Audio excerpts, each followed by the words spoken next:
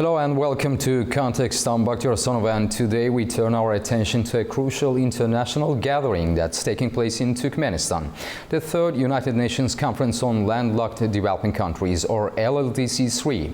This landmark event brings together leaders, ministers, UN officials, development experts and civil society from around the globe to address the pressing and persistent challenges faced by the world's 32 landlocked developing countries, home to over 500 million people.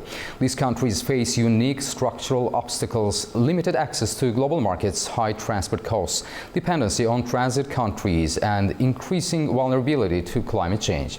Many are also among the world's least developed, despite being rich in natural resources and human capital. LLDC3 aims to galvanize international cooperation, promote resilient infrastructure, and advance the Vienna Programme of Action's successor agenda, paving the way for sustainable and inclusive growth in these often overlooked regions.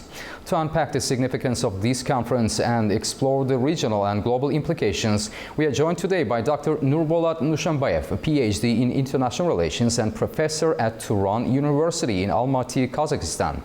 Dr. Nushanbayev, welcome to Context and thank you for being with us. Hello, thanks for having me. Dr. Nushanbayev, what is the overall significance of the third United Nations Conference on Landlocked Developing Countries, and why is it being held in Turkmenistan this year? Actually, the location is very important in this time. It's the third time the conference taking place, but in Turkmenistan. So first of all, Turkmenistan is kind of opening up to the global community, is organizing very important international events such a kind of LLDC3 conference. Second is Turkmenistan itself as one of the landlocked countries. So this time we are seeing the geopolitics are changing. Also, the trust for the sea roads are decreasing. So therefore, this is such a kind of changes impacting negatively to the landlocked countries to find alternative routes to send their goods and to trade with the global partners. So therefore, I think this time, in this place, this topic is a crucial point, not only for Turkmenistan, but for the whole world, as well as for the 38 countries who consider themselves as a landlocked countries. Dr. Nushanbayev, how different is this third conference from the previous ones in Almaty and Vienna in terms of scope, ambition, and the international context? Definitely, time by time, we are seeing the agenda is changing. In Turkmenistan, this time we are seeing great importance to the climate change, because in the last few years we have been seeing dehydration, deforestation, and the ecological problems in landlocked countries are impacting, making double worse the transportation and the access to the sea road. So therefore, I think it's a timely matter. Also, it's one of the biggest differences from the previous Almaty and the Vienna conferences in Turkmenistan. So therefore, it matters not what has been discussed, but what kind of achievements they have achieved as a result of this conference. Today, many LLDCs face some of the highest trade transaction costs in the world. What are the key proposals or strategies being discussed to address this? Yes, we have been seeing in Turkmenistan, we have been seeing some initiatives from Turkmenistan itself, also from Kazakhstan and from many other countries. They are finding diplomatic solutions, creating trade routes based on the land, because in the last few years in Middle East and many other parts of the world, the sea roads are taking in crisis. So therefore, offering the land roads for those countries, bridging between Asia and Europe, are solving the common problems for all. I would say this is offering, developing land roads for those countries as one of the differences of this ongoing conference in Turkmenistan. Dr. Nushanbayev, in terms of trade facilitation, how critical is digitalization and customs cooperation in enabling LLDCs to access global markets?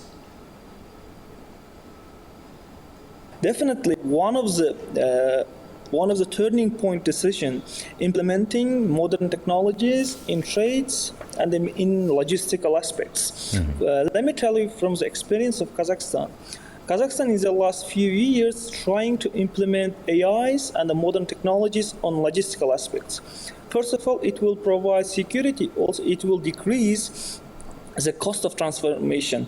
One of the great examples is Middle Corridor, which is taking place between Kazakhstan and Azerbaijan in the last couple of years. So therefore, implementing modern technologies on trade, on logistical aspect, it's one of the greatest signal, not for all landlocked countries, but for the whole member of United Nations countries, in order to make it transparent, secure, and faster than ever before. So one of the core themes of LLDC3 is resilient and sustainable infrastructure. What kinds of investments are needed and from whom? Sure, definitely. We shouldn't forget that a few days ago in Kazakhstan, the head of United Nations visited to Almaty. One of the topics was to deal with the Afghanistani regime. So sustainable infrastructure and the security aspect, it needs multilateral diplomacy. So in this matter, I think the world should be able to negotiate on the negotiation table at the multilateral level. So therefore, in order to provide sustainable infrastructure, we have to increase the rule of law, the obedience, and the trust between the states. Those are critical moments for the at the moment for the states in order to provide sustainable development, sustainable infrastructure. In that regard, this process, I think, it will create kind of long-standing impact for the whole participating nations in the Eurasian context.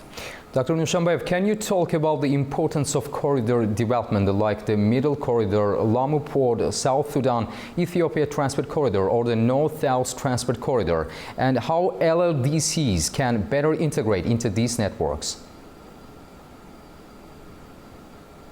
That's crucial. Let me start from the North-South trade corridors. Usually the North-South trade corridors, which unites Russia and Iran by Turkmenistan, from the Middle Corridor, which is by Caspian Sea from Kazakhstan, Azerbaijan to Europe. So this is, I would say, the modern Silk Road systems. But in the last 30 years, Turkmenistan had been very neutral. They were pretty passive on initiating such a kind of global projects. But in this time, I think it's a time for Turkmenistan to use the geopolitical position for their own interest, as well as for the regional interest.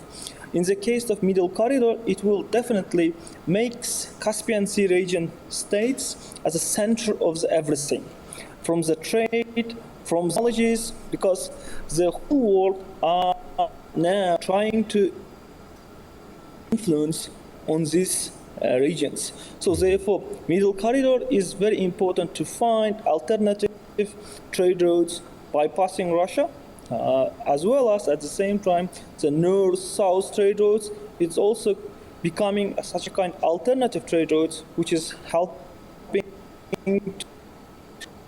part of Eurasian context in terms of logistical aspect as well. Dr. Nushanbayev, many LLDCs are also among the most climate vulnerable nations. How is climate resilience being integrated into the development strategies discussed at LLDC3? So, if we compare LLDC3 with the previous two ones, in Vienna, also in Almaty, in that time, the biggest question was how to join those landlocked countries to the Sea Road in safe and in sustainable way. But now, it's not enough to make those landlocked countries integrated to the Sea Road system. Now, it's one of the important aspects is to make it green as much as possible, environmental friendly aspect. So therefore, I think it's time to see and understand the importance of environmental friendly system. So to make it, to create such a kind of system, maximum to spend less gases for the environment, because that's critically important. For example, in the case of Kazakhstan, Aral Seas, in the case of Turkmenistan and many other countries, those countries are facing severe problems in terms of climate change. Such a kind of issues, it will expand to the wider region. So therefore, I think on the agenda of United Nations, such a kind of SDG commitment should apply to the LLDC3 conference agendas for the long term. In your opinion, what does hosting LLDC3 mean for Turkmenistan diplomatically and economically? Is this a sign of Ashgabat stepping into a more engaged regional role? That's a matter of discussion. I wouldn't say it's a kind of step forward action opening up Turkmenistan or changing totally foreign policy to the new direction. To be honest, Turkmenistan will stay, as they say, multivectoral neutralism or Turkmenistani foreign policy model. But the point is, in the last few years for Turkmenistan, the stability in Afghanistan was very important. Yes. They have had long-standing conflict on the region, on the border between Afghanistan.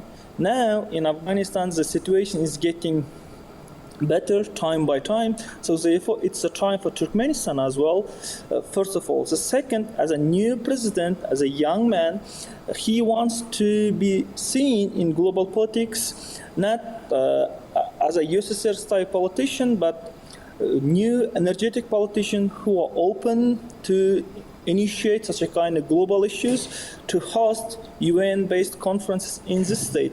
So therefore, I think this is anyhow the better steps for Turkmenistani foreign politics in the regional context. For the long run, it's also important to bring Turkmenistan such a kind of regional initiatives, because Turkmenistan's role connecting Central Asia and the South Caucasus countries and in wider sense is very important for both sides. And also for Central Asia itself, how can this conference help unlock more regional integration and joint infrastructure planning among the 5 republics?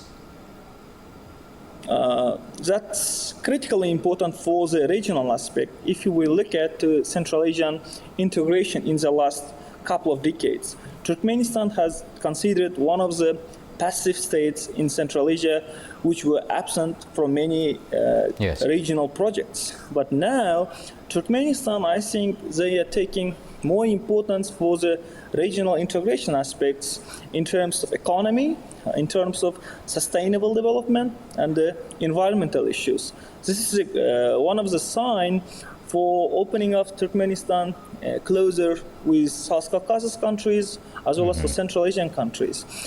Because Turkmenistan's role as a regional hub logistic for the southern part, for the India, for the Iran, for the Afghanistan, is taking a new shape because of the new settings of the regional geopolitical changes in the last few years. So therefore, for the Central Asia, it will help positively in order to bring in to the Central Asian integration project for the long term.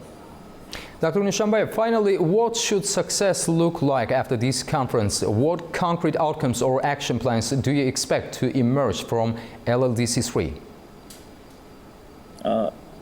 Thanks. Because as every conferences, the main point, the main importance will start after the end of the conference. To what extent the states follow those ideas, to what extent the agreements made decisions, it will create the long-standing process, long-standing results. But what I expect from Turkmenistan ongoing LLDC3 conferences is the first is sustainable diplomatic connection, sustainable projects, joint projects within the Turkmenistan and beyond the Turkmenistan in terms of Caspian Sea, in terms of middle corridors.